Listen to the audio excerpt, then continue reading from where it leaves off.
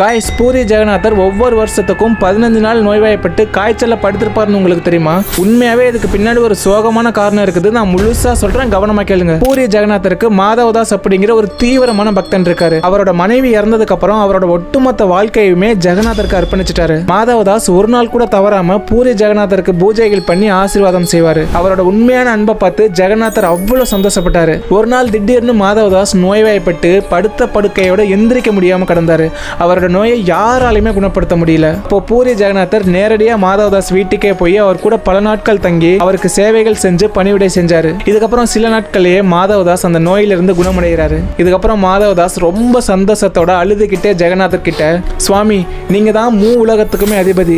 நீங்க நினைச்சிருந்தா என்ன ஒரே நொடியில குணப்படுத்தி இருக்க முடியும். ஏன் இத்தனை நாள் என் கூடவே தங்கி எனக்கு சேவைகள் செஞ்சு கஷ்டப்பட்டீங்கன்னு கேட்கிறாரு. இதுக்கு ஜெகநாதர் ரொம்ப அழகா ஒரு பதில் சொன்னாரு. அது என்னங்கிறத பாக்குறதுக்கு முன்னாடி நீங்க எவ்வளவு பண கஷ்டத்துல இருந்தாலும் சரி, இல்ல அடிக்கடி உடல்நிலை சரியில்லாம இருந்தாலும் சரி, இல்ல தீய சக்திகளோட தொல்லைகள் இருந்தாலும் சரி, இப்படியே உங்களால சமாளிக்க முடியாத எந்த பிரச்சனைகளா இருந்தாலும் சரி, சொர்ண பைரவர் பூஜை செய்யறது மூலமா இந்த எல்லா பிரச்சனைகளுமே தீர்ந்து போகும்.